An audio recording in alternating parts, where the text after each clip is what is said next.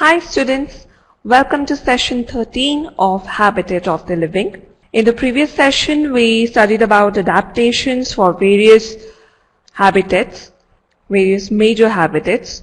So we have been through adaptations, we are done through adaptations for deserts, as adaptations for grasslands, adaptations for various types of forests. And today's session we will study about adaptations for mountains and polar regions, the two major habitats which are found on our planet. So let us revise about mountains and adaptations of mountains and polar regions. Yes, we studied about mountains and polar regions, that Earth's polar regions, the Arctic in the north and Antarctic in the south, and tall mountains are extremely cold. And the lowest temperature recorded ever in the Antarctic is minus 88 degrees Celsius. And animals like polar bear, penguin, seal, walrus, they are found in such polar regions. Even mountain goat, sheep, yak, and beetles are some of the animals which are found in the mountains.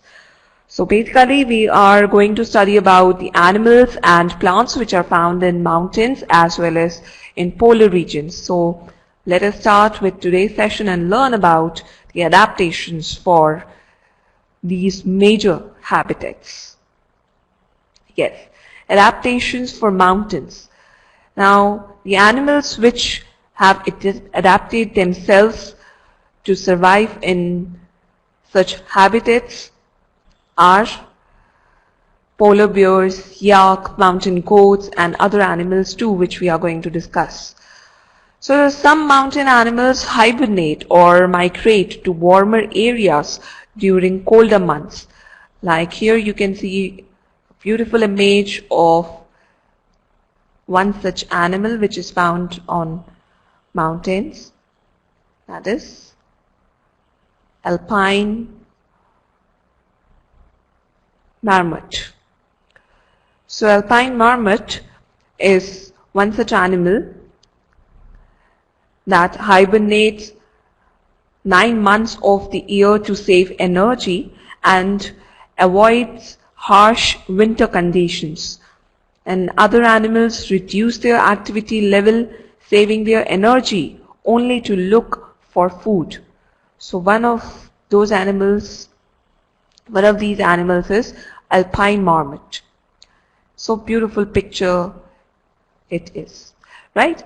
So these animals hibernate or migrate to warmer areas during colder months because in winter season there is extreme temperature, means it's freezing on mountains, and that is why such animals are not able to survive over there.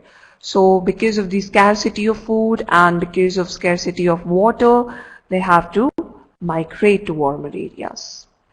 The second animal which has several adaptations to survive in the mountains is yak.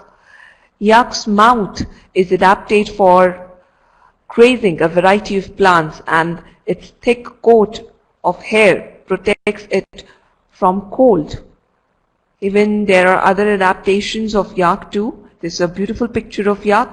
You can see here their large chest and lungs are adaptations to low oxygen content in the mountains. So they are able to survive there, because we know that as we go higher and higher, the temperature, or we can say rather the oxygen content, decreases on higher altitudes. At higher altitudes. So yak is one such animal that has large chest and lungs, and these are its adaptations because they can survive because of the low content in the mountains. And it also uses its hooves and horns to break the ice from frozen ground, and finally they graze on the grass. So this is one such adaptation. There are many adaptations of one such animal which is found on mountains. There are other animals too which are found on mountains, like this. These are beautiful images of one such animal called as mountain goat. This is a closer view of mountain goat, And this you can see here, that mountain goat is standing on the mountain, at the top of the mountain, right? So mountain goats also have adapted to eat almost any plant substance the mountain range provides. So this keeps them from having to travel long distances in search of food, and therefore it saves them energy. And mountain goats can be found in the mountains of northwestern regions of North America, where they seem to cling and move around on the impossibly steep slopes, because we can see that mountains have steep slopes. So they can, mountain goats can cling and they move around on these steep slopes. They have such adaptations. So mountain goats have two beige colored horns. Here you can see these two horns. Let me mark it for you. These are two horns. So mountain goats have such colored horns that curl back and reach a length of about 12 inches. So mountain goats weigh about 100 to 200 pounds, and they are 4.5 feet long, and their shoulder height is also about 36 to 48 inches. Even the females, mountain goat females, are smaller than the males by almost 30%. So they have very round bodies which protect them from cold. Even their legs are about 20 inches long. Here you can see this. We cannot measure it, but approximately it is 20 inches long, and their hooves are adapted to the rugged slopes by being flexible like rubber, so that they can jump from rock to rock. And even their coloring, their skin is white and their fur is very fluffy, and every strand of hair is about 2 inches long. So basically the mountain goat has 8 teeth in front, so it can easily grab big patches of grass which are available on mountains, so that they can eat these big patches of grass and they can survive over there. It acts as food for them. So these animals like mountain goats, alpine marmot and yak, these are animals which have adapted themselves to survive in such conditions, such temperatures, that they can migrate or hibernate towards warmer areas during winter months, and they can have such type of food because of their teeth, which is adapted to eat grass. So these are the animals which are found on mountains. Let us see what type of plants are found on mountains, and let us see their characteristics too. So students, trees cannot grow at higher elevations due to harsh winds and extreme climates. So the area in which trees cease to grow in the mountain range is known as timberline or tree line, where the trees cease to grow in the mountain range. There is only a particular area till where these trees can grow, these plants can grow. So let us see that which plants grow. Yes, here you can see a beautiful image of mountains, and you can see here not much of the trees are there. There are not tall trees as we saw in forests, tropical forests. We saw in the slides of tropical forests. And here you can see there are some alpine perennial. So there are very low growth. Trees begin to thin as we travel higher in the mountain biome.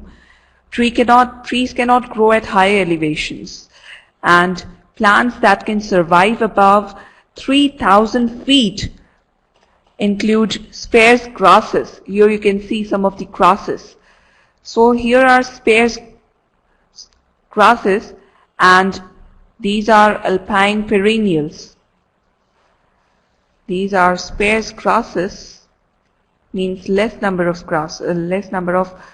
plants grow over here, and these are alpine perennials, means beautiful colored, different colored flowers grow over here, but tall trees cannot grow over here because plants that can survive above 3,000 feet are the grasses, sparse grasses, and alpine perennials which have adapted to extreme cold and heat and even strong sunlight, heavy winds, and even the fluctuations between arid and damp conditions. So these plants grow very low to the ground, allowing them to stay below the snowpack in winter months, so they are not pelted or melted with ice. They are not pelted with ice and snow.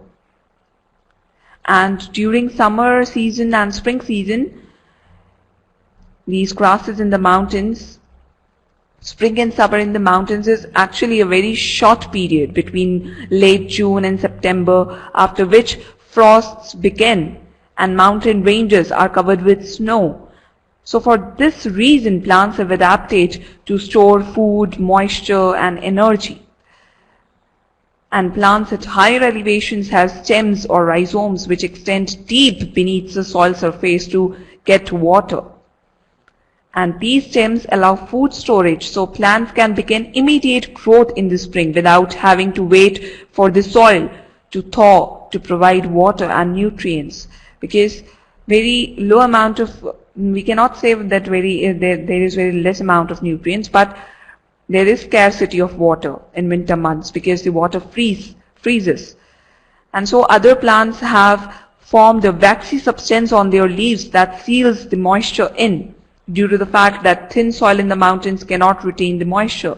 And so the mountains are home to many evergreen trees and plants which keep their leaves throughout the winter. Therefore, they don't require energy and nutrients to develop new leaves during the short growing season. So this is what the adaptations of plants are which survive on the mountains. So that was all about adaptations for mountains. Now let us study about adaptations for other major habitat which exists on our planet.